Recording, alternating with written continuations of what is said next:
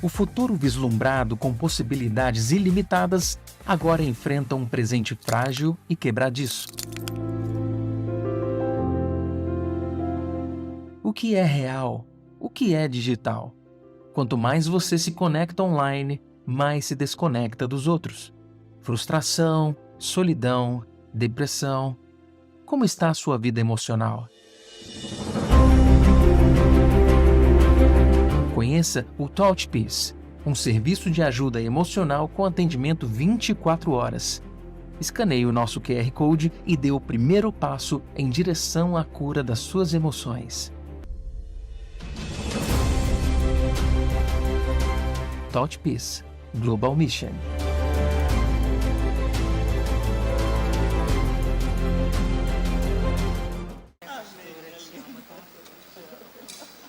A paz do Senhor, queridos. É tudo sobre Ele, né? Nós somos vasos de barro para que a excelência do poder seja de Deus. E é tão bom a gente ouvir. O Senhor não precisa de nos dar nenhum feedback daquilo que Ele está fazendo. Mas é tão encorajador quando a gente descobre que, apesar das nossas muitas limitações, Ele, por sua graça e misericórdia, usa a nossa disponibilidade para que Ele faça aquilo que só Ele pode fazer em cada coração. Então, eu sou tão grata quando eu escuto esses testemunhos. É um encorajamento para mim.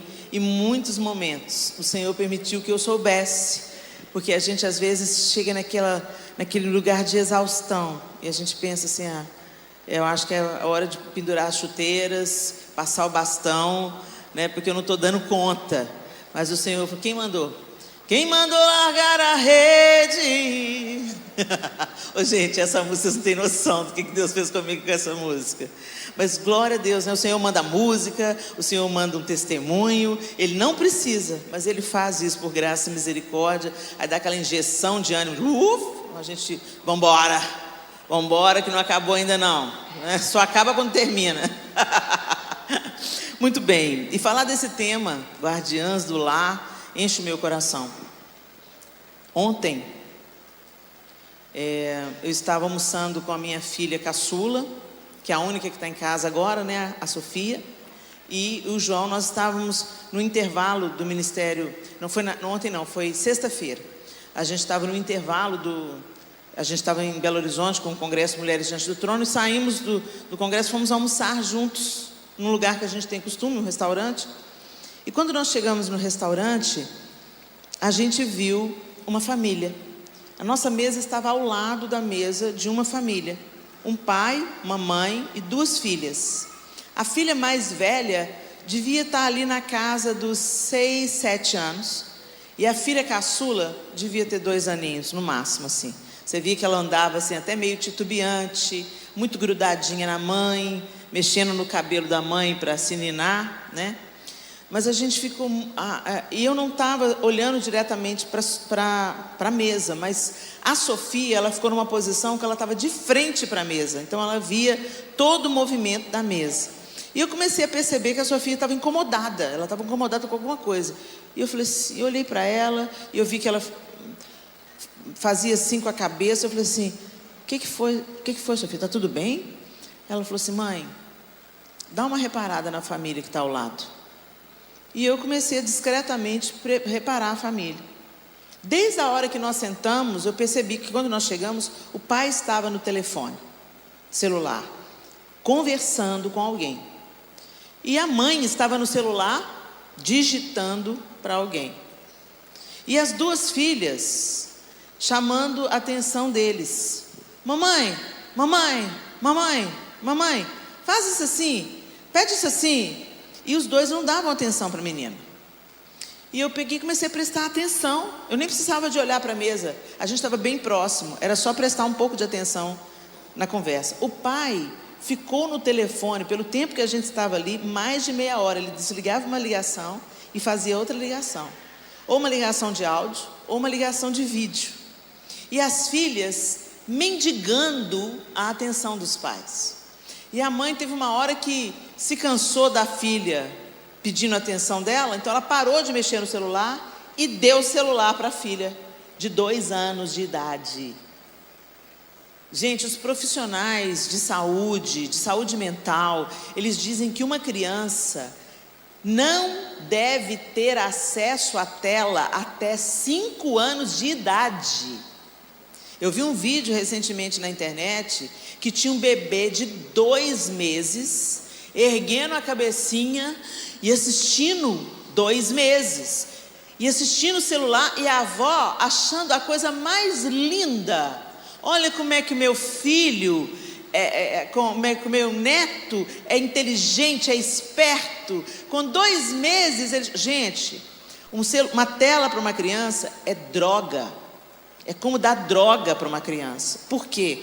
Porque superestimula o cérebro, não de um jeito que desenvolve a criança, porque inclusive tem joguinhos que você olha para os joguinhos, é tudo lúdico, é tudo bonitinho, coloridinho, mas quando você vai ver os ícones são do Facebook, do Instagram, para as crianças já irem fazendo uma conexão do que é divertido, do que é legal, e viciando as crianças em tecnologia.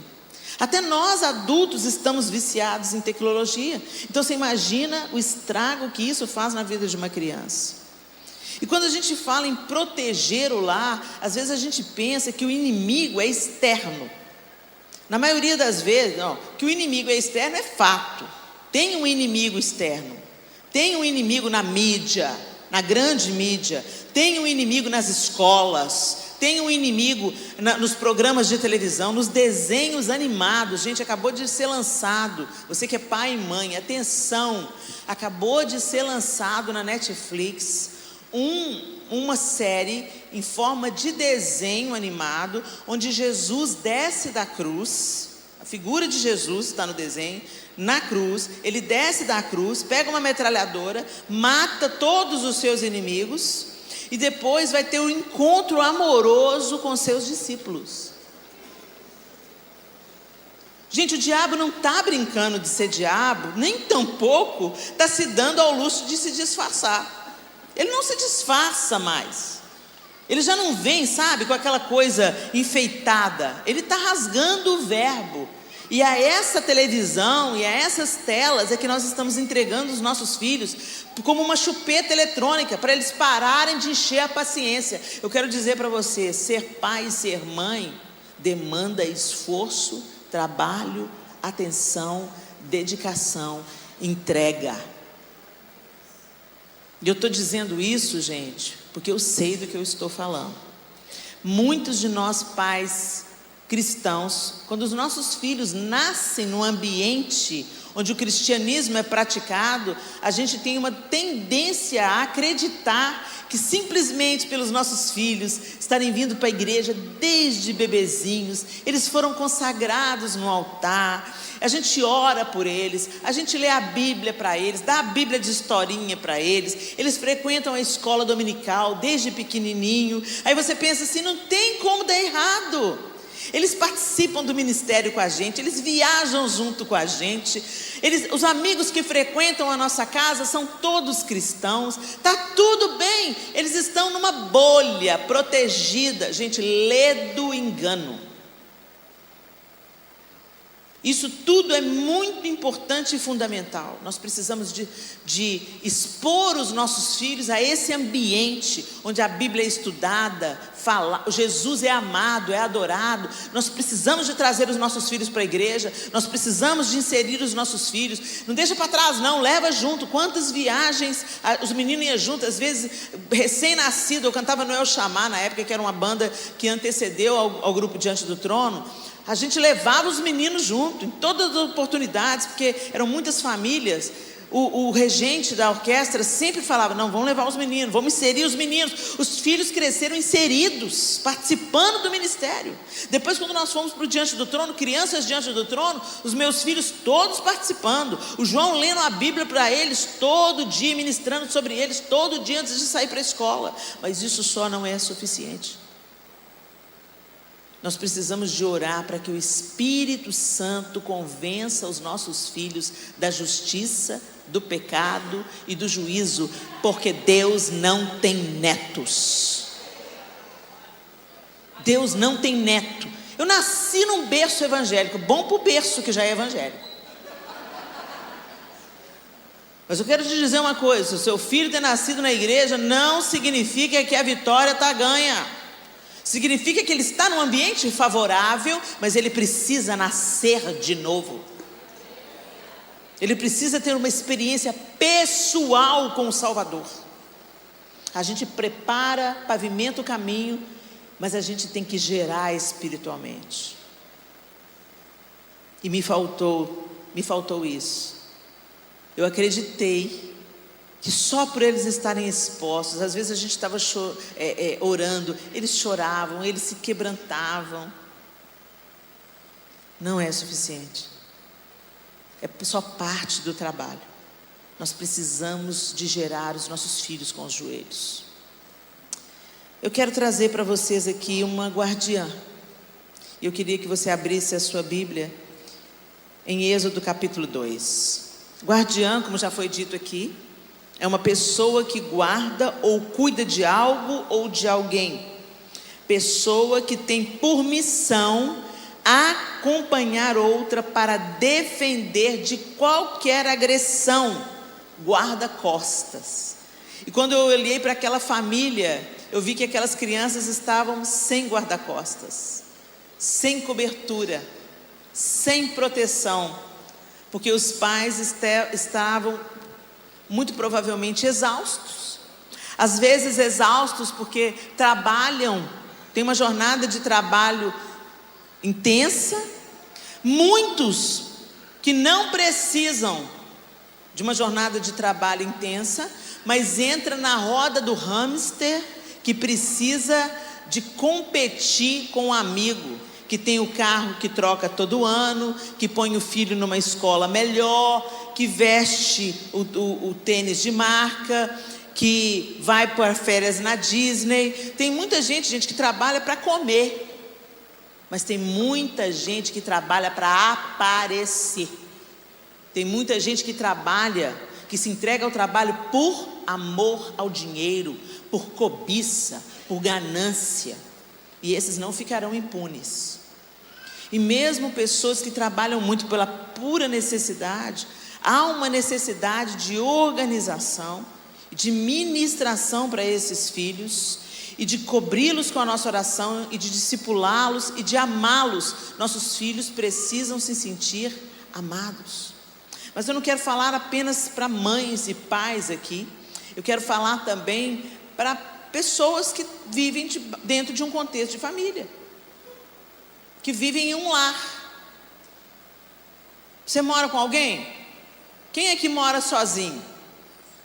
1, 2, 3, 4, 5, 6.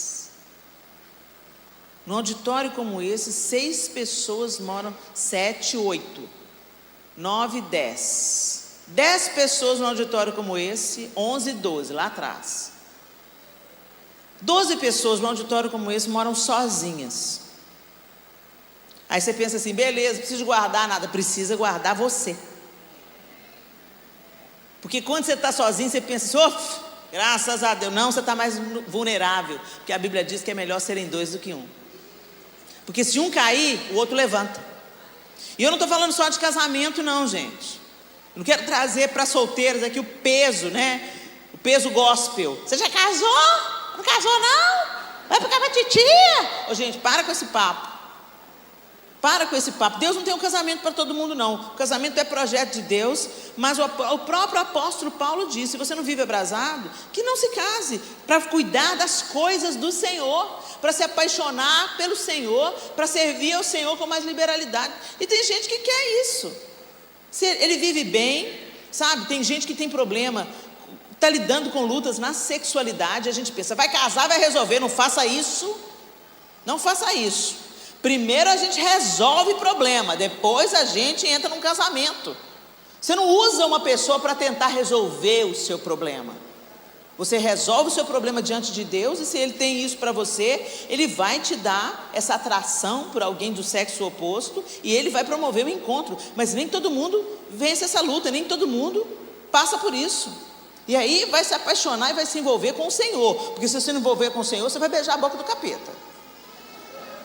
Não tem meio termo, gente. Ou a gente se envolve com Deus, ou o diabo não está desperdiçando mão de obra, não. Ele recruta mesmo. Então vocês que vivem sozinhos, muitas vezes vieram para trabalhar, para uma circunstância de trabalho, às vezes tem um relacionamento difícil com a família de origem, né? E aí é mais fácil a gente ter aquelas só as visitas de final de semana do que viver debaixo do mesmo teto que viver em pé de guerra, né? Porque onde tem briga também, gente, tem sempre um lado orgulhoso, né? Então, se você que vive sozinho por circunstâncias alheias à sua vontade, você precisa de se conectar com pessoas, não se isolar, mesmo morando sozinho, e cuidar de ser a guardiã do seu lar, porque você está lá. Cuidar de você. Cuidar do relacionamento com Deus. Vamos lá. Êxodo, capítulo 2, diz assim: por essa época, que época? No capítulo anterior, tá aquele episódio de que o faraó, temendo o crescimento do povo do Egito, mandou lançar ao Nilo todo bebê do sexo masculino. Ele temia, as meninas podiam viver, mas os homens não, porque ele temia que numericamente esses homens superassem o exército dele e se voltassem contra o próprio povo egípcio, não é? Então ele mandou matar os meninos. Por essa época, quando estava acontecendo isso, um homem e uma mulher da tribo de Levi se casaram. A mulher engravidou e deu à luz um menino. Eu estou usando a linguagem NVT, tá, gente? Então, às vezes está um pouco diferente da sua, é a nova versão transformadora. A mulher engravidou e deu à luz um menino. Viu que era um lindo bebê e o escondeu por 3 meses. Quando não conseguia mais escondê-lo, pegou um cesto feito de juncos, de papiro, e o revestiu com betume e piche. Acomodou o bebê no cesto e o colocou entre os juncos à margem do rio Nilo. A irmã do bebê ficou observando a certa distância para ver o que lhe aconteceria. Pouco depois, a filha do faraó desceu ao Nilo para tomar banho e suas servas foram caminhar pela margem do rio. Quando a princesa viu o cesto entre os juncos, mandou sua serva buscá-lo. Ao abrir o cesto, a princesa viu o bebê.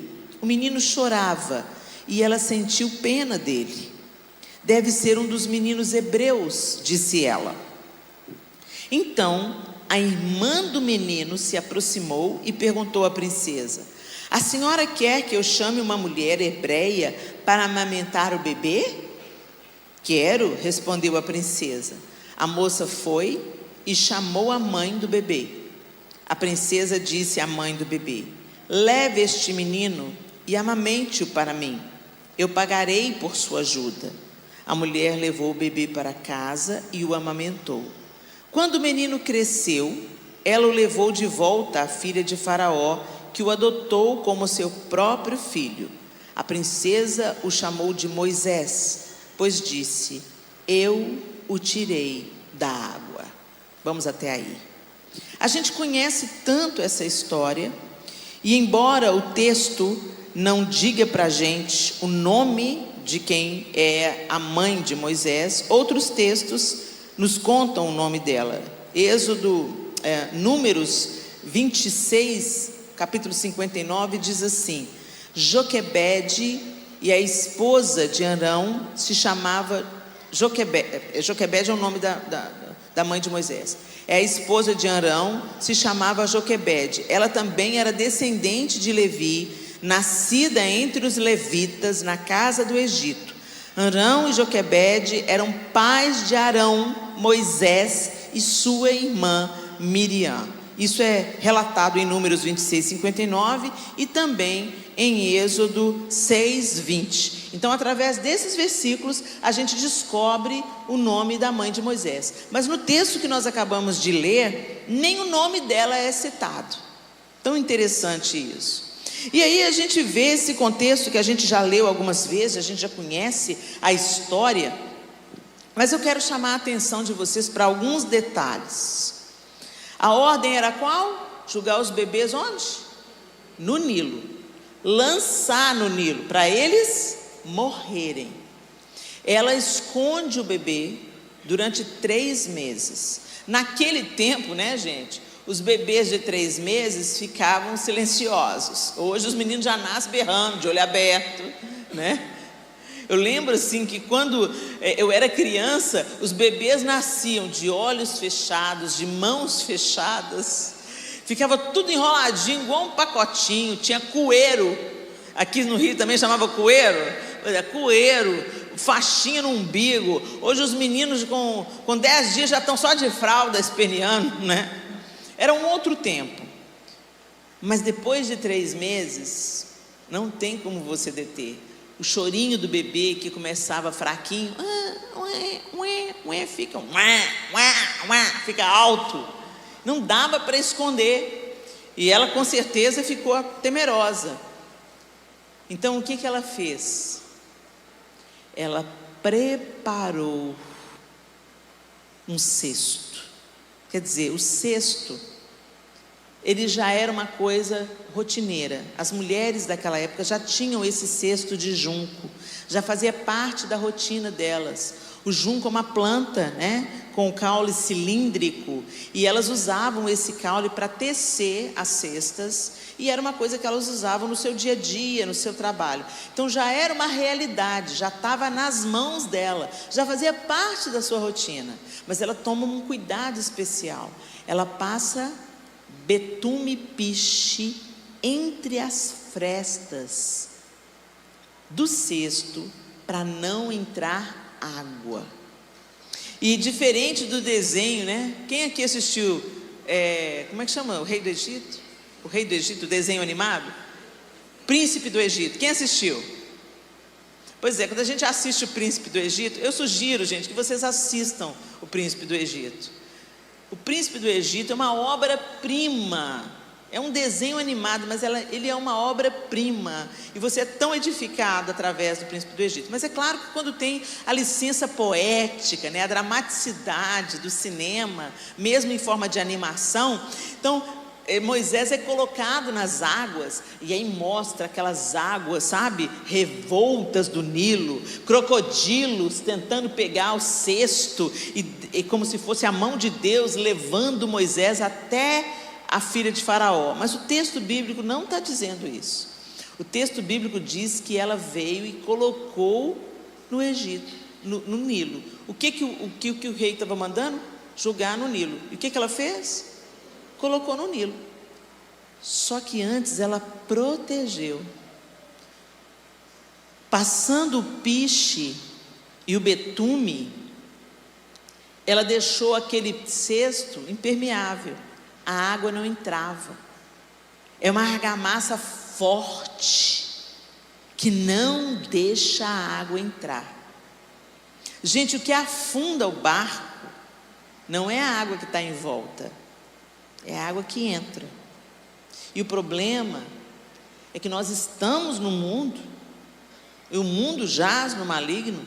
Nós estamos cercados por todos os lados, e nós precisamos de passar betume na nossa casa para a água não entrar. Nós precisamos de passar argamassa forte que torna nosso lar impermeável. Vocês estão me entendendo? E a argamassa forte é a palavra de Deus, é a oração, é o testemunho da fé, é a oração constante para que os nossos filhos conheçam a Deus, para que os nossos pais conheçam a Deus. Porque eu não sei se vocês perceberam, a mãe preparou o cesto, a mãe passou betume e piche, a mãe colocou o bebê. Eu fico imaginando ela orando a Deus: protege esse bebê, não deixe ele ser devorado, não deixe ele morrer. Defina, Senhor, o destino dele. Ela confiou no Senhor, mas ela tomou providências. E ela colocou solta no rio? Não. Ela colocou entre os juncos na margem do rio.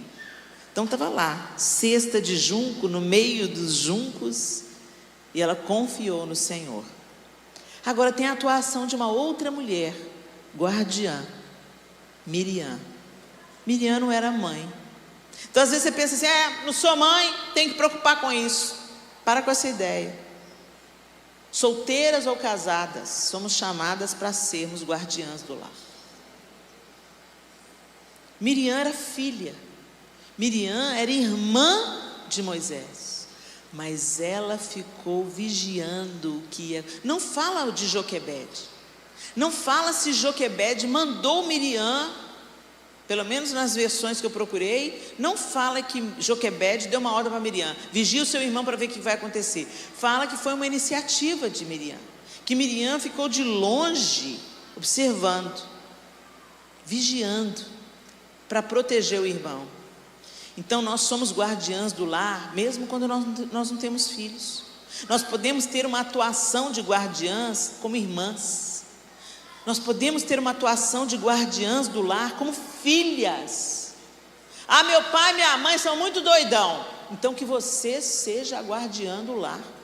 Que você ore pelos seus pais. Que você clame a Deus até que os seus pais encontrem Jesus. Às vezes você mora só com a sua mãe, carne de pescoço, implicante. Ela diz que é crente, mas as atitudes dela não condizem com aquilo que ela diz. Você foi chamada para ser a guardiã do lar. Você tem entendimento? Você tem temor de Deus? Então você pode entrar na brecha que a sua mãe não tem condição de ocupar.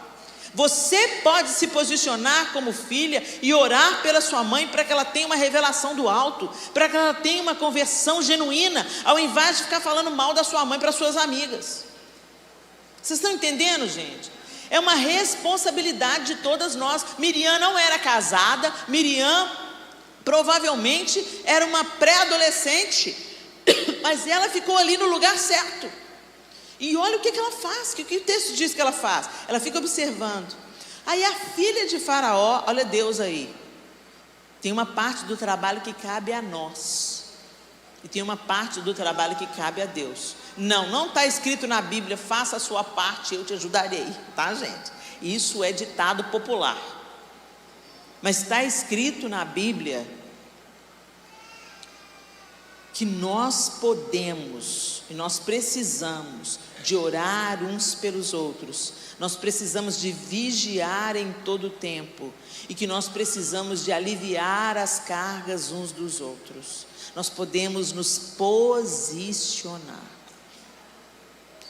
Por exemplo, Jesus, quando ressuscitou Lázaro, ele tinha poder, ele tinha ressuscitado Lázaro. Você acha que ele tinha poder para remover a pedra?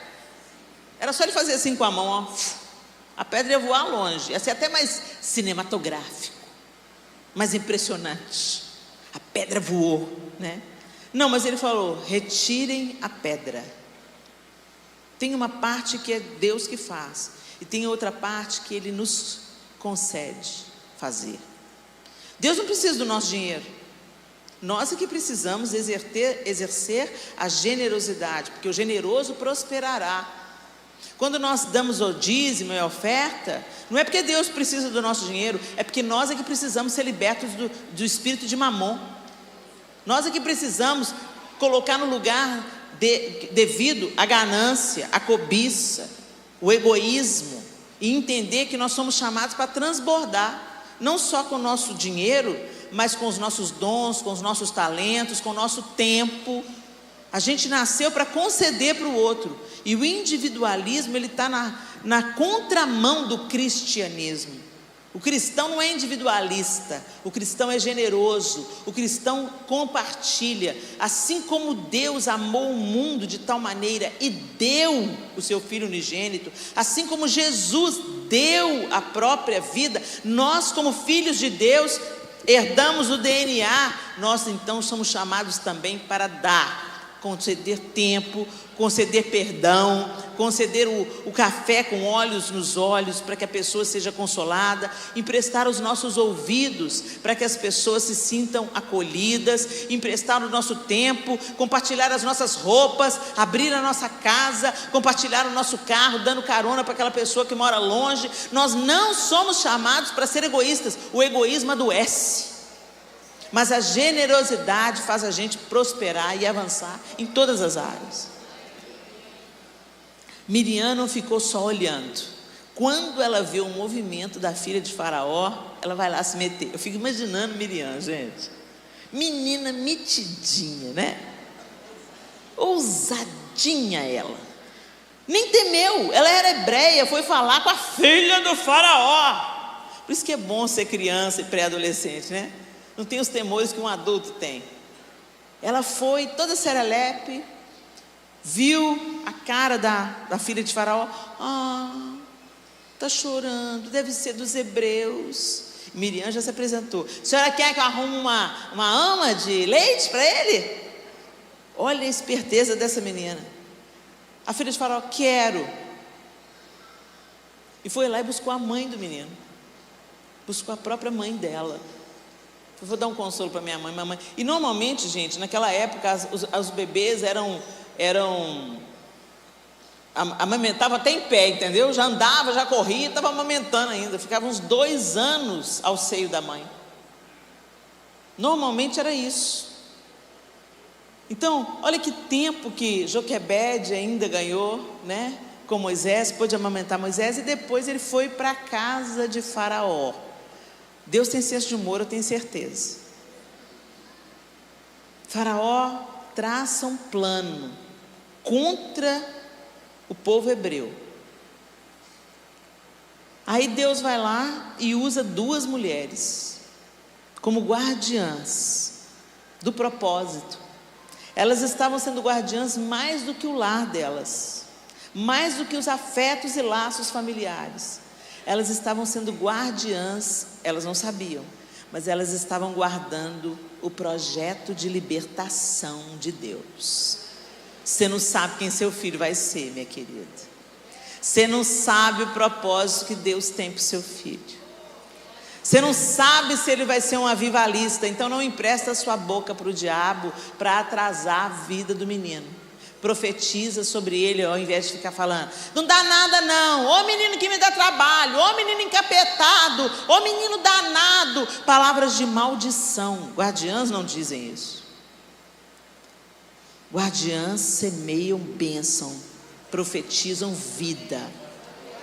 Eu lembro que um dos meus filhos, o terceiro, Arthur, menino cheio de energia.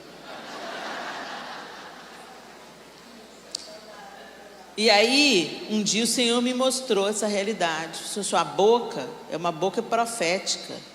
Então presta atenção nas palavras que saem dela. Porque as palavras, elas têm o poder da vida e da morte. Aí eu mudei o meu discurso. Ai Arthur, você me dá trabalho demais, Arthur. Não estou te aguentando não, Arthur. Arthur de novo, Arthur. E mudei o discurso. Comecei a pôr a mão na cabeça dele. Falei, Arthur, você vai dar um trabalho para o inferno. Quando você levantar da cama, o inferno vai tremer, vai falar assim, não acredito que aquele menino levantou de novo. E ele olhava para mim assim, meio desconfiado, falava assim, amém. E o Arthur hoje é uma bênção nas mãos do Senhor. Uma bênção. Como eu aprendo com o Arthur, quando ele começa a gente conversar ao redor da mesa, hoje ele já está casado, vai nos visitar e ele começa a levantar as histórias da Bíblia. Eu falei, meu Deus, ele dá uma surra de Bíblia em mim. É incrível como Deus ungiu o Arthur. Ele teve uma experiência de novo nascimento e em pouco tempo ele teve um crescimento do conhecimento de Deus incrível. Aí a gente vê, meu Deus, toda aquela argumentação que me talhava o sangue é para a glória de Deus, agora está sendo usada para pregar o Evangelho. Olha que coisa poderosa. Então às vezes você vê uma coisa no seu filho que te irrita, às vezes é isso mesmo que vai determinar o chamado dele. É isso aí que Deus colocou nele. Ele só precisa de ser dominado pelo Espírito Santo. Quando ele for dominado pelo Espírito Santo, tudo aí, isso aí que ele vai reverter para a bênção. Essa energia que ele tem, esse vigor que ele tem, que te dá uma canseira, é tudo para a glória de Deus. Ele vai ser incansável para profetizar e anunciar a palavra. Enxergue os seus filhos com os olhos do céu.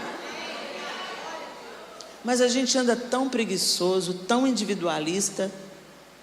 A gente quer ser feliz, não é assim? Eu mereço ser feliz. Quantas mães abandonam lá? Quantos pais abandonam lá, sem se importar com o dano que eles estão causando na próxima geração? Sabe por quê, gente? Porque o casamento não é no modelo, na proposta de Hollywood. A gente não casa para ser feliz para sempre. A gente casa para a glória de Deus. A gente casa para o lar da gente ser uma tocha acesa no meio da escuridão. Naquela casa ali, mora um casal que já passa por cada perrengue, mas eles não desistem um do outro, eles não desistem do casamento, eles não desistem dos filhos, eles são um povo de oração, eles confiam no Deus eterno, eles superam dificuldades, são uma família imperfeita, mas eles vão crescendo e sendo aperfeiçoados. Eu vou lá neles pedir um conselho, porque o meu casamento está quase acabando, e o deles tinha tudo para acabar, mas está firme e forte. O casamento é plano de Deus para preparar a próxima geração. E os filhos hoje estão dizendo, não quero casar não. Por que será que os filhos estão dizendo que não quer casar não? Porque os homens são abusivos nas palavras, as mulheres são abusivas nas suas atitudes, são rebeldes, são grosseiras. Fica vendo o pai e a mãe em pé de guerra. Eu também não ia querer não. Se eu tivesse um pai grosseiro, uma mãe rebelde, eu também não ia querer não. Pé de guerra, aquela brigaiada dentro de casa, aquela falta de paz. Depois põe todo mundo a Bíblia debaixo do braço, vem para a igreja e fala, paz do Senhor. A paz do Senhor, aquela que não reina na sua casa. Os filhos, gente, vocês pensam que os filhos não notam isso? Eles olham para o pai e para a mãe da igreja, olham para o pai e da mãe de casa, e quero meu pai e a mãe da igreja. Isso podia ser sempre assim. Hipocrisia. A gente põe a máscara social quando vem para a igreja, assume o crenteza, a paz do Senhor. O pastor pede, olha, eu estou precisando de uma ornamentação. Pode deixar, pastor, eu faço ornamentação. Em casa o marido pede, frita um ovo para mim. Ô filho, frita um ovo para mim, não sou sua empregada, você tem mão. Jesus falou que se a gente quer ser grande no reino de Deus, que a gente deve servir. A gente não serve os de casa, mas quer servir no reino de Deus. Tem umas mulheres que chegam para mim e falam assim, Helena, o que eu faço? Eu tenho um chamado ministerial, mas meu marido não me libera. E eu falei assim, começa a cumprir o seu chamado ministerial em casa. Serve o seu marido antes de servir a igreja. Cuida do seu marido e dos seus filhos antes de cuidar do povo da igreja. Porque se ele estiver resistindo ao que Deus quer fazer em você, meu filho, Nabal foi fichinha para Deus. Nabal era o marido de Abigail, que era uma mulher sábia, e Nabal era um homem tolo. Abotoou o paletó, bateu com a caçuleta, faleceu. E a Bíblia diz assim, Deus o matou. A Bíblia diz que Deus matou Nabal. E aí Abigail virou o quê? Esposa de Davi. Então, homens, vocês vieram, né? Não mandei vocês virem. Hashtag fica a dica. Não sejam Nabal na vida da sua casa, na vida da sua esposa, na vida dos seus filhos. E outra, não, Helena, eu sou o cooperador lá em casa, eu ajudo muito minha mulher. Não, homem não ajuda. Homem é pai, homem é esposo. Tem uma parte que cabe ao pai fazer. Você não é menos homem quando você troca fralda. Você não é menos homem quando você dá banho nos seus filhos. Hoje tantas crianças estão sendo abusadas pelos próprios pais. Pai, deixa eu dizer para você, Você é o primeiro referencial de Deus que as suas crianças vão ter. O seu relacionamento com seu filho vai dar uma referência para elas, para se relacionar com Deus. Porque o que a gente diz? Deus é pai. Se a gente diz para o filho, Deus é pai, ela olha para o pai dela, e ele é abusivo nas palavras, na violência, e inclusive abusivo sexualmente, que Deus que elas vão conhecer. Eu fui visitar um trabalho, uma obra da Visão Mundial, lá em Pernambuco, na época que as crianças estavam nascendo com microcefalia por causa do Zika vírus. E eu fui conversar com aquelas mães tão sofridas, que sonharam com um filho, que prepararam a gestação, e o filho nasceu com microcefalia. Todas elas abandonadas pelo marido. Jesus mandou vocês amarem sua esposa como Cristo ama a igreja. Jesus não abandona. Jesus não trai. Jesus não é infiel. Jesus não é mentiroso. Jesus não só nega nenhum bem à sua noiva. Esse é o padrão, homens. E não se engane, quando vocês são homens mesmo, no sentido mais amplo da palavra, homem, porque homem não é só ser do sexo masculino. Homem fala de integridade, de hombridade, de coragem. Hoje eu entrei lá no quarto e o João foi imediatamente para o banheiro, foi tomar um banho, e quando eu fui fechar a cortina da janela, tinha uma esperança, um louva-a-Deus verde, e o bicho era grande, quase pus a mão nele. Mulher é o quê? Meu Deus, como é que eu vou dormir com esse bicho aqui dentro?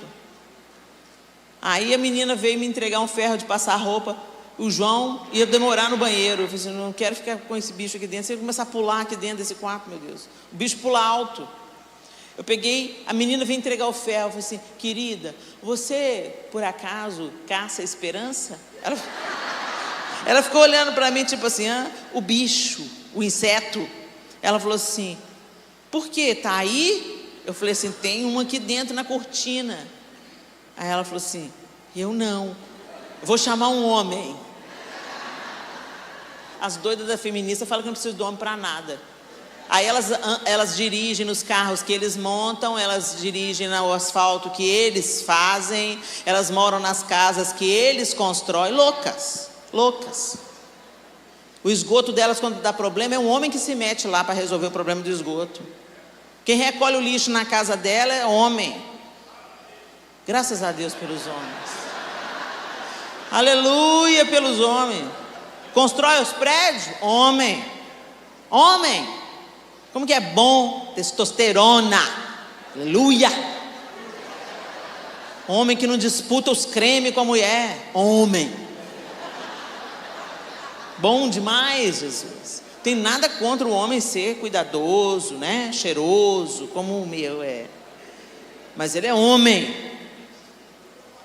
Teve um dia desses que eu gritei com uma lagartixa. Eu tenho pavor de lagartixa. Estava na minha casa estendendo a roupa e alguma coisa caiu na minha cabeça. Eu pensei que era lagartixa. Quando eu pensei, dei um grito agudo, alto. Quando eu penso que não, João descendo a escada para a nossa área de serviço, com a vassoura e com o chinelo na mão. Cadê? Eu falei assim, meu cavaleiro da armadura reluzente. É lindo quando os homens ocupam o lugar de homem, não só para matar bicho, entrar em esgoto, construir prédio, mas quando o homem é aquele que tem uma palavra firme, sem ser abusivo, é aquele que promove proteção, é aquele que provê. Hoje os homens não querem pagar a conta, não. Vamos dividir a conta? E o que nós fizemos? Como é que eles ficaram assim? A gente não precisa de homem para nada. Fale por você, querida. Não me envolva nesse movimento. Sou muito feliz de prestar contas ao meu marido, de agradar o meu marido, porque o movimento é duplo. É uma via de mão dupla. Ele cuida de mim, ele me protege, ele me promove, ele me abençoa, ele impõe as mãos sobre mim para eu pregar, ele me empodera, ele me dá asas, que ele não precisa de temer. Alguém perguntou para ele assim: você não se importa da sua mulher se destacar mais do que você? Não entenderam nada. Eu só me destaco por causa dele. Eu só me destaco porque ele me autoriza.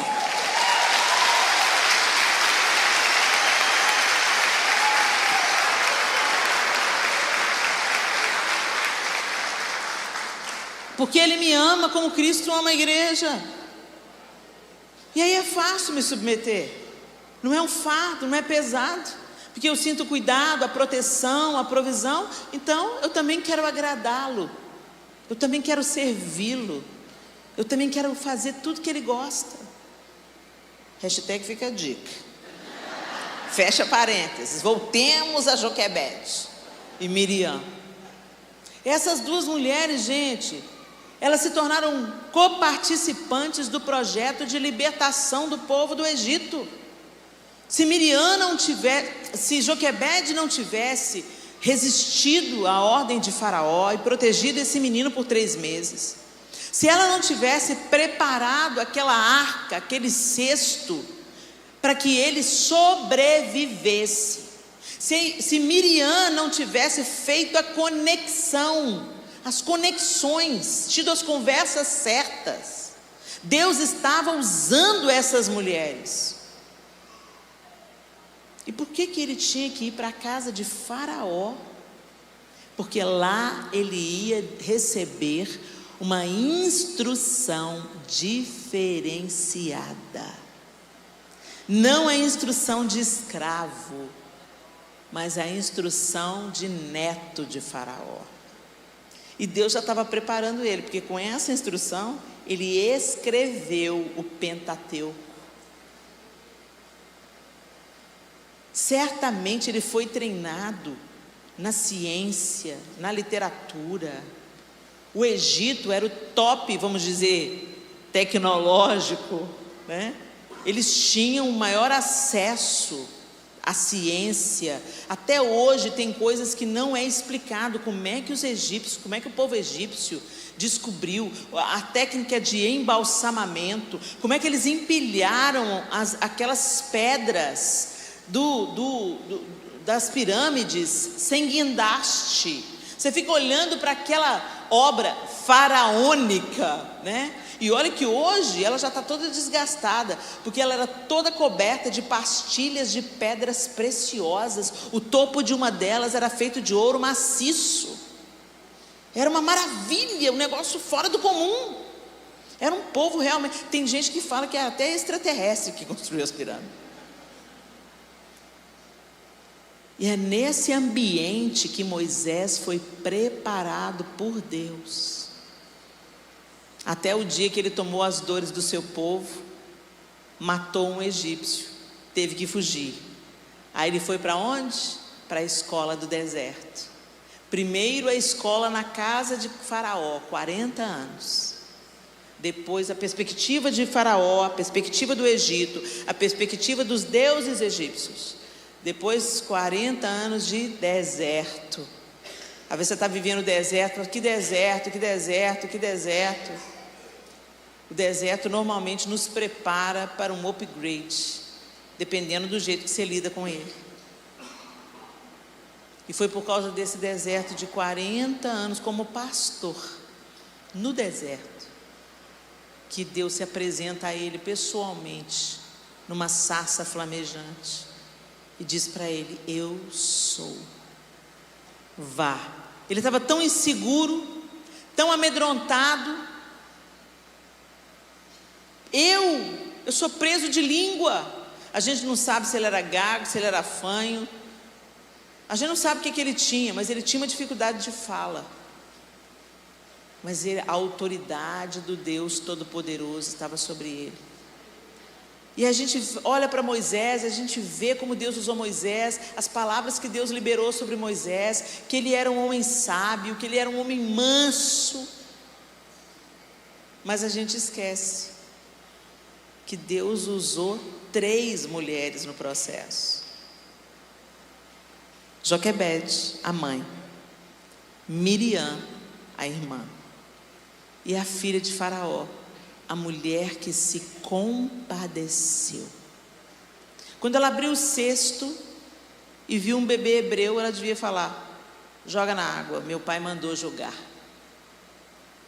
Mas ela viu que ele era hebreu e ela se compadeceu, se afeiçoou.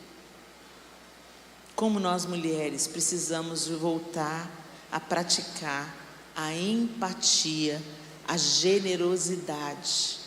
Eu fui ver o conceito, né, no dicionário, como eu já disse para vocês, e um dos conceitos que está lá no dicionário, quer ver? Porque é guardiã do lar, né? Guardiã, pessoa que tem por missão acompanhar outra para defender de qualquer agressão. Guarda-costas, Miriam, né? Guarda-costas, ficou lá. O que está acontecendo com ele? E lar, olha o que é isso, o lar. Casa de habitação, família, pátria, instituição que presta serviço de acolhimento. Então por isso que você escuta o lar das vovós, o lar das crianças, né? E o que caracteriza esses lares, ou deveria caracterizar? O acolhimento. A guardiã do lar é acolhedora. E foi isso que a filha de Faraó fez. Ela acolheu. E depois que ele desmamou, ele foi para a casa dela e ela criou como se fosse seu próprio filho. Como nós estamos vivendo, meus irmãos e irmãs? Como eu disse, a gente acredita que o inferno, ele investe nos nossos filhos quando eles vão para a escola. Aí as mães estão falando: vamos ter homeschooling, vamos criar os meninos em casa, porque na escola não está dando não. Essas ideologias falsas estão tomando os nossos filhos. Gente, uma hora ou outra os nossos filhos vão ter que sair da bolha. Uma hora ou outra. E aí, você segura o seu filho até a universidade. Quando ele entra na universidade, ele está completamente despreparado. Nós temos que colocar os nossos filhos no Nilo. Mas eles não vão para o Nilo de qualquer jeito. Eles vão com oração, eles vão com jejum. Eu lembro quando o Arthur entrou na Universidade Federal, ele não tinha nascido de novo ainda, e ele foi fazer história na Universidade Federal de Minas Gerais, o Covil. E eu falei: Deus, tem misericórdia. Eu já luto com uma, Senhor, não dou conta, não tem força para lutar com dois. Senhor, tem misericórdia. Entra com teu milagre, Jesus. E o Senhor entrou com o milagre. E hoje ele é conhecido lá dentro da faculdade como o cristão, de uma forma pejorativa. Ah, lá vem o cristão. Fala, cristão. Mas ele está lá, sendo testemunha. Eu falo com ele: meu filho, quando você andar pelo campus, ore. Fala: Senhor, transforma esse lugar, manda um avivamento para esse lugar. Senhor, manda professores, manda profissionais da educação, cheios do teu Espírito Santo. Senhor, sabe, às vezes você não vai ver a colheita, mas as orações não ficam soltas no ar não, gente. Deus está ouvindo as nossas orações e no tempo adequado Ele vai atendê-las, porque é para a glória dEle, não é para a glória de ninguém, é para a glória dEle. É para que o inferno seja saqueado. Então a gente tem que se mover em oração. Passou em frente a uma universidade federal, estende a sua mão: Senhor, manda professores cheios do teu Espírito Santo. Manda, Senhor, um corpo docente com cristãos genuínos. Senhor, em nome de Jesus, prospera os clubinhos nas universidades, aquelas reuniões de cristãos. Senhor, faz uma colheita, aviva esse povo, tira o véu do entendimento, transforma conforme o teu querer. Vai orando, vai orando, vai orando, que uma hora a gente vê a resposta. E se a gente não vê, a gente está plantando uma semente para gerações futuras. Não subestime o poder da oração. Essa é uma maneira de ser guardião. Essa é uma maneira de defender aquilo que tem que ser defendido. Agora, dura coisa é quando o diabo, ao invés de encontrar na nossa casa guardiões e guardiãs, encontra seus cooperadores. O filho está dando muito trabalho. Mamãe vai ligar um filminho para você. Toma aqui o tablet. O menino está gritando no banco de trás do carro. Toma, meu filho, toma. Assiste o desenho aí. Só quando você para assistir os desenhos, gente, as mensagens subliminares são cada vez mais evidentes. Nem subliminares são declaradas. Se interesse, participe, fiscalize, ore pelos seus filhos, abençoe os seus filhos, unja os seus filhos, antes de enviá-los para o Nilo. Passa o betume, passa o piche, vê se a cesta está forte, coloca no lugar adequado, não solta em qualquer lugar não, coloca no lugar mais protegido possível, e deixa Deus fazer o que Ele faz. Enquanto os nossos filhos estão na escola, ore. Enquanto os seus pais estão pensando em divorciar, ore. Você pensa, gente, está tendo muito divórcio de gente na terceira idade. Pais que já estão com 40 anos de casado, 30 anos de casado. Você pensa, já passou a pior parte. Não, estão partindo para o divórcio. Você, como filha, pode se erguer como um guardião do lar, orando pelo casamento dos seus pais. Você pode ser uma Miriam na vida do seu irmão, aquele seu irmão que está com problema de alcoolismo, aquele seu irmão que está pegando todas, e você fala assim só, meu irmão, gente, vai ser tão bom quando Jesus entrar, mas você não faz nada, você não ora por ele, você não jejua por ele, você não dá testemunho para ele, você não diz umas verdades na lata dele quando você precisa falar. Ser guardião é assumir a nossa posição, é pegar a nossa parte e é fazê-la com zelo e não com preguiça, não com desleixo. A palavra de Deus diz: maldito é aquele que faz a obra do Senhor relaxadamente. A sua família é obra do Senhor, o seu primeiro ministério é a sua casa. Seja bênção em casa primeiro. Quando Jesus instrui os discípulos: sereis minhas testemunhas, tanto em Jerusalém, como em toda a Judéia, Samaria e aos confins da terra. Primeiro começa em Jerusalém, primeiro começa onde você vive. Nós negligenciamos os nossos filhos, somos duros demais, impacientes demais. A gente tem sorrisos para as pessoas de fora. Com os filhos dos outros, a gente tem maior paciência. O menino chega na sua casa, pula no seu sofá de R$6.000, e você está com sangue talhado, mas você busca força onde você não tem, e fala assim: ô meu bebê, desce daí, você pode ficar aí, fazer dodói. Mas se é o seu filho da mesma idade, que gosta da ideia e sobe quando a criança vai embora, desce daí agora. Você sabe quanto que custou esse sofá? Gente, a gente precisa de trazer o melhor para a nossa casa, para depois transbordar e a gente não ser hipócrita. A visita chega, você põe a mesa posta, linda, guardanapo de pano, flores, taça. Dependendo da visita, você põe taça. E a galera da sua casa está comendo com um copo de massa de tomate e a toalha manchada. Não tem nada contra copo de massa de tomate, gente.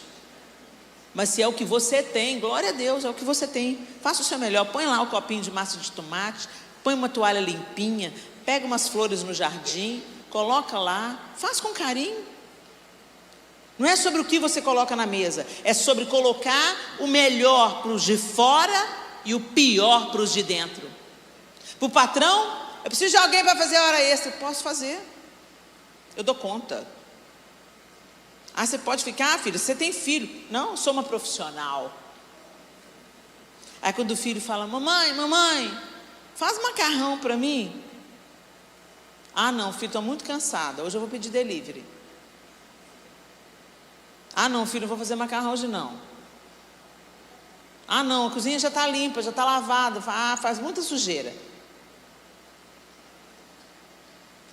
É nessas pequenas coisas que a gente demonstra se a gente realmente está cuidando. Não, eu levo para a escola dominical. Eu pus numa escola cristã.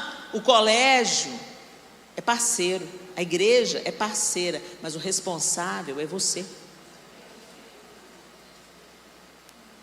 Com seu cônjuge. Seu cônjuge também precisa ser guardado. A gente fala de crianças, elas são vulneráveis, influenciáveis, e a gente precisa ter atenção a elas. Não apenas os nossos filhos, mas os nossos sobrinhos, os nossos netos. Nós precisamos de ser guardiãs da nossa casa, inclusive para os netos, para os sobrinhos e tal. Mas eu quero dizer para vocês, a gente também tem que guardar o nosso casamento. Quando você era solteira, com a florzinha, cheirosa, cabelo limpinho, maquiava, fazia a unha. Sábado era dia de fazer a unha. Cuidava de agradar. O marido perguntava: meu bem, onde você quer ir hoje? Um gentleman, cheiroso, com a barba cuidadinha, abrir a porta para você. Altruísta. Você também altruísta. Ele falava assim: ah, não gosto do esmalte vermelho, gosto da francesinha. Aí você só fazia francesinha para agradar, para impressionar, né? Aí casou. O marido chega em casa, olha e fala assim: meu Deus, que ET é esse que abduziu minha mulher? Ela olha para ele e fala assim: meu pai. Ele vai andando e soltando os flatos. Plá, plá, plá, plá.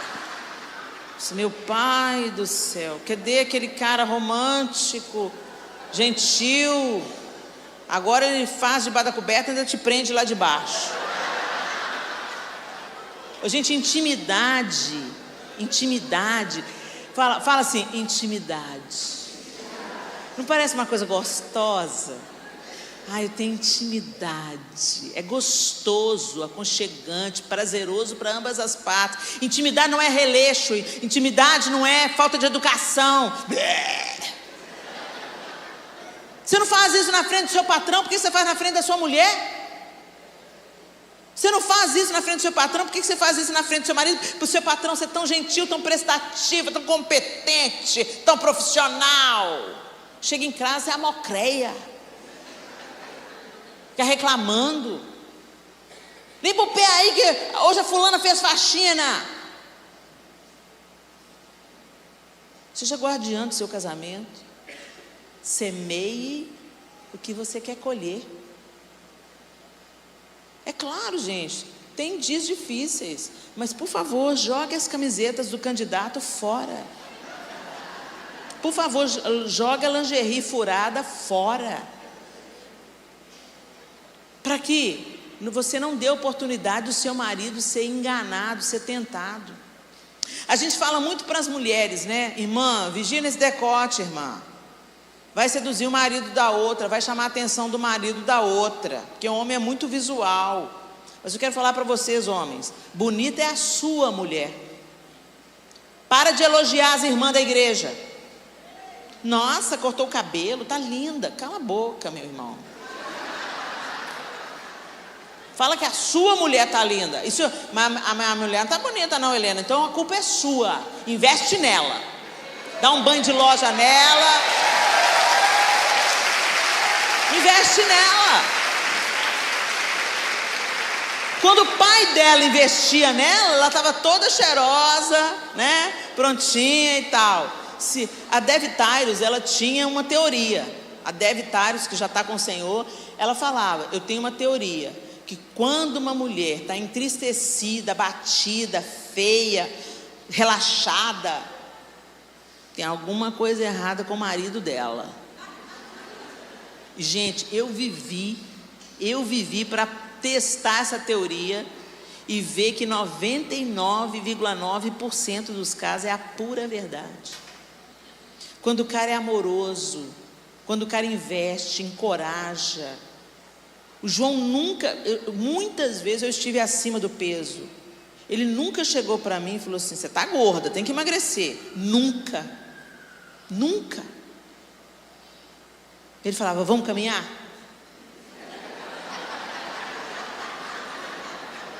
Ao invés de trazer o chocolate no dia da TPM, ele trazia, como é que chama aquele negócio laranjado? Desidratado, que eu gosto. Damasco. Colabora. Aí perdeu 2 quilos. Nossa, meu bem, você perdeu 2 quilos, você está mais linda.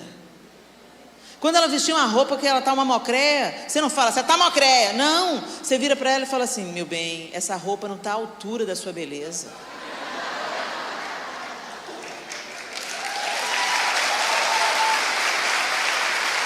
Sabe por quê, gente? Porque homem é e mulher é. Se ela escuta a coisa certa, ela se sente encorajada.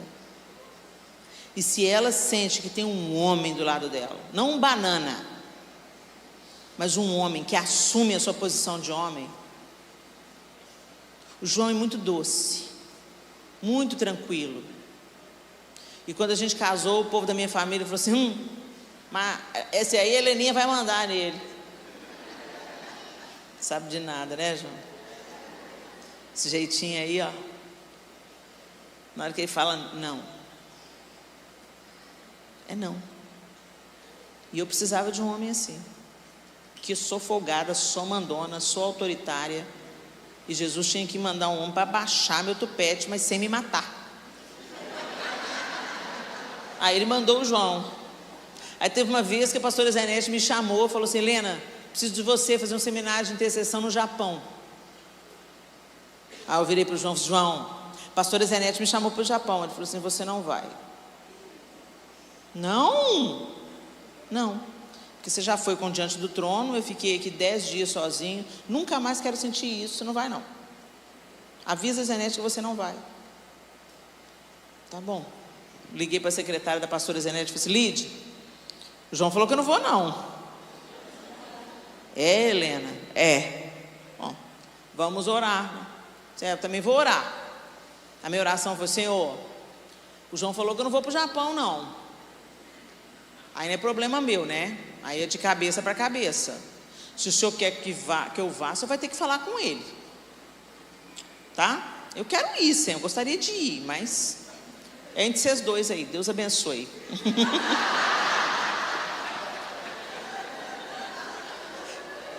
Gente, passou uma semana. O João chegou para almoçar, na hora do almoço, ele tinha pouco tempo para almoçar, a comida já tinha que estar na mesa e tudo, já estava tudo prontinho. Ele chegou, primeira coisa que ele chegou, na hora que ele sentou na mesa, disse: Helena, você vai para o Japão. Não estava nem falando no assunto, ele chega do almoço e me solta essa: você vai para o Japão. Eu falei assim: vou? Por quê? Porque Deus falou comigo.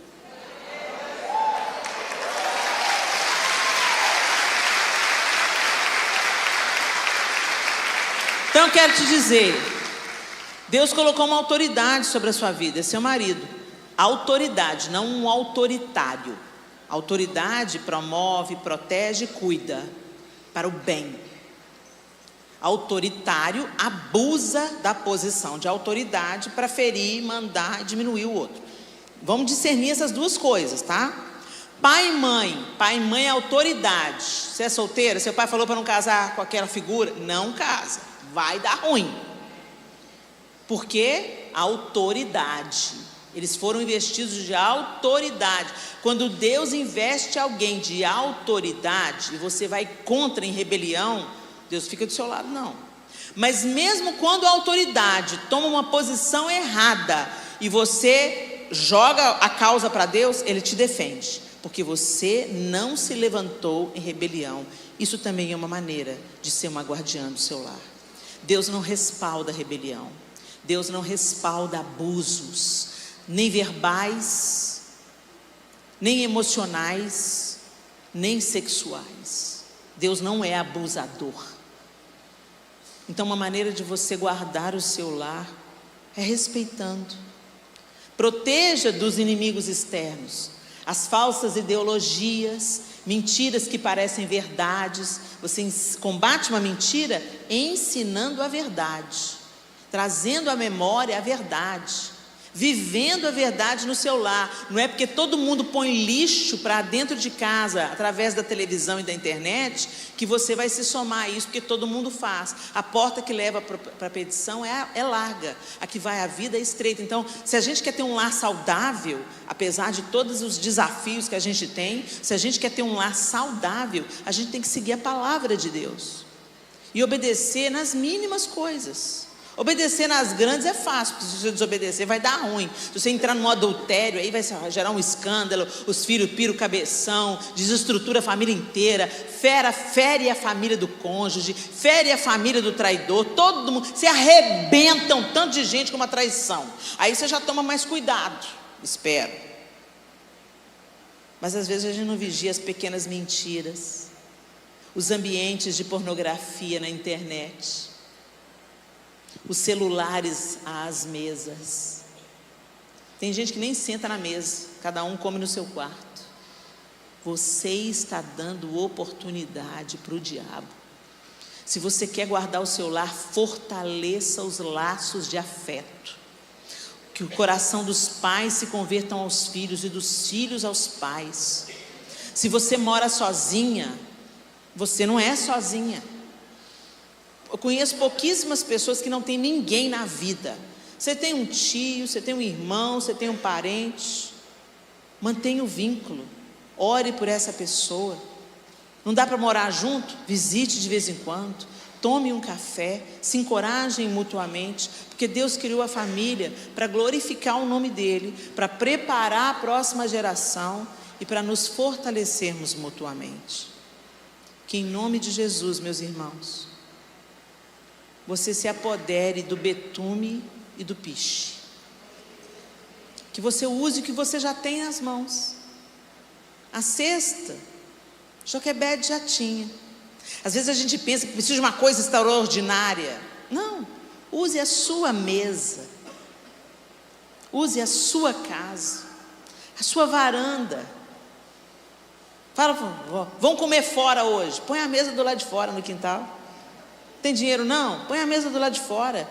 Arruma a mesa de um jeito diferente. Cria um ambiente para construir memórias, tanto nos seus filhos quanto nos seus cônjuges. Porque no dia da adversidade, as boas memórias vão fortalecer o laço.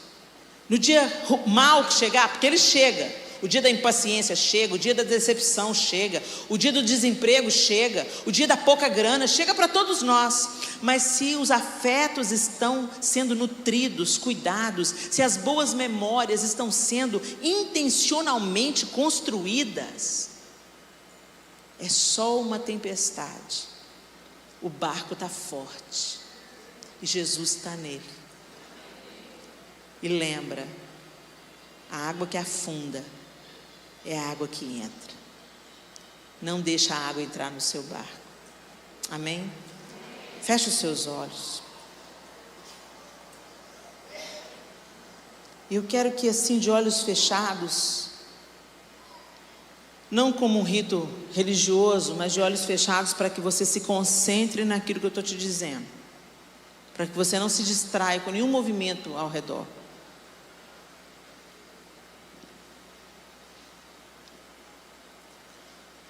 Você tem sido um guardião do seu lar?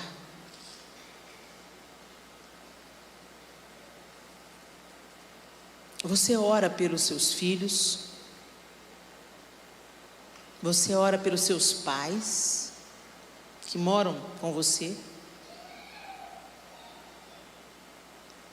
Você ora pelos seus irmãos de sangue?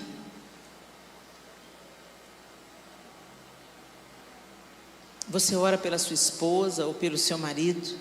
Você tem um tempo de oração diária por eles? Isso é uma maneira de guardar o lar. Você vigia suas palavras? Ou você fala na hora da raiva? Você amaldiçoa? Você desencoraja? Você xinga? Você grita. Essa é uma maneira de cooperar com o inimigo das nossas almas, não de ser guardião. Você exercita o perdão quando você erra ou quando é ferido? A gente precisa de aprender a pedir perdão quando a gente falha, porque isso também é uma maneira de guardar o seu lar da amargura, guardar o seu lar das sugestões do inferno que encontram num coração ferido um terreno fértil. É muito comum, como nós, pais de adolescentes, ferimos os nossos filhos, mesmo sem querer. E a gente sabe que feriu, mas a gente não se retrata. Você está abrindo a porta para o seu inimigo, para ele trabalhar na mente, nas emoções. Quando você é dura com seu marido, quando você diminui a sua mulher, às vezes a critica na frente dos outros, com gargalhadas, como se fosse uma brincadeira. Brincadeira é engraçado para as duas partes. Não é brincadeira você rir e promover piada em cima da dor da outra pessoa.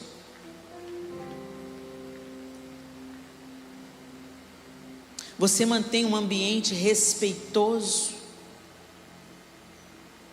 onde é aberto para o diálogo, a comunicação da sua casa é fomentada para que ela melhore. Você consegue ouvir críticas e tenta reparar as suas falhas, porque às vezes a gente é tão condescendente com as nossas falhas, mas tão duro com as falhas dos outros.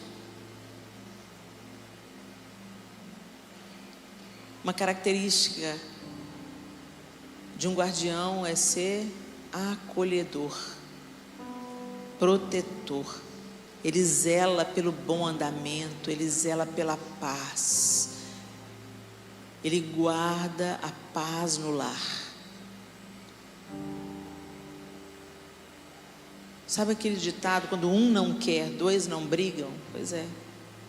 Nós temos que assumir o lado que aguenta firme e cala para encerrar uma discussão. Não é quem tem a última palavra que vence numa discussão. Quem vence numa discussão é quem sabe se calar voluntariamente para encerrar a discussão, até que os ânimos abaixem e o diálogo pode ser retomado. Conversas difíceis às vezes precisam ser tidas para preservar a paz no lar. Olha, fulano, quando você falou aquilo, você me feriu. Eu não quero mais que você faça isso. Eu não estou aqui te criticando, eu estou aqui te deixando saber o que aconteceu no meu coração quando você falou aquela palavra, quando você teve aquela atitude. Às vezes a pessoa que mora com a gente está ferindo a gente e ela nem sabe. A gente precisa aprender a se comunicar. Essa também é uma forma de nós defendermos a nossa casa. Estabelecermos combinados.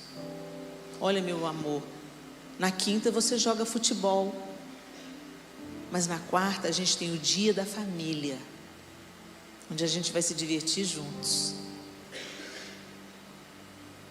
Façam combinados, tratem com gentileza, retomem o altruísmo do namoro. Filho não é empregado, ele precisa ter tarefas para que ele entenda que ele é parte da cooperação para a família. Mas quantos pais abusam dos filhos? Pega água para mim, pega a televisão para mim, busque isso para mim, sai do jogo agora, vai lá chamar fulano. Filhos não são escravos. Você pode pedir: meu filho, traga uma água para o papai, por favor. Pequenas coisas. Combata os inimigos internos, para então ter força para combater juntos os inimigos externos. Se a família estiver em ordem, se a família estiver em harmonia, se a família se protege, se cuida, declara o amor: papai te ama, mamãe te ama. Isso fortalece a família. E juntos vocês se tornam invencíveis contra as investidas do inferno. Porque onde reina a paz, a harmonia e o amor, aí o Senhor está. E com Deus nós somos maioria. Joquebede fez o que era parte dela fazer. Miriam cumpriu a sua vocação, se posicionou, fez a conexão. A filha de Faraó criou aquele menino. E todas elas estavam sendo cooperadoras do plano de Deus. Nós somos guardiãs do nosso lar, para sermos cooperadores do Eterno no plano que Ele tem para aqueles que virão depois de nós. Nossos filhos, os filhos dos nossos filhos. Seu sobrinho também são descendência. Podem não ser seus filhos, mas são seus sobrinhos, carregam seu nome, carregam seu sangue, seu DNA. Eles também são sua descendência.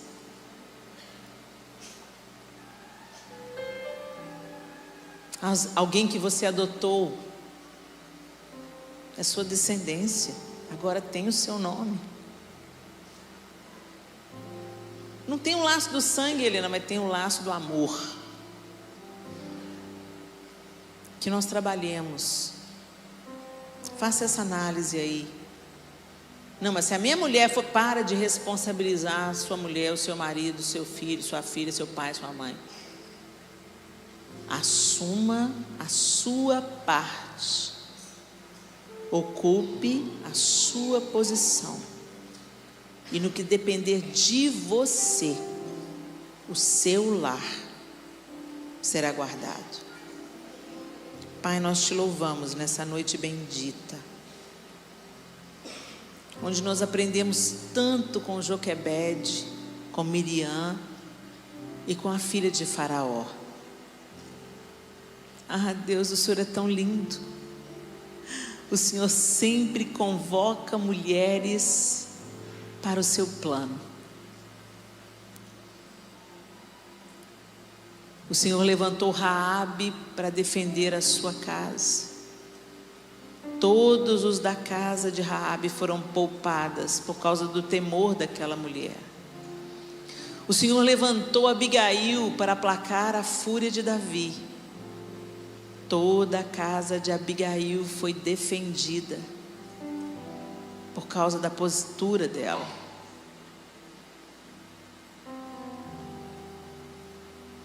O Senhor levantou Jeoseba para manter um descendente de Davi no trono.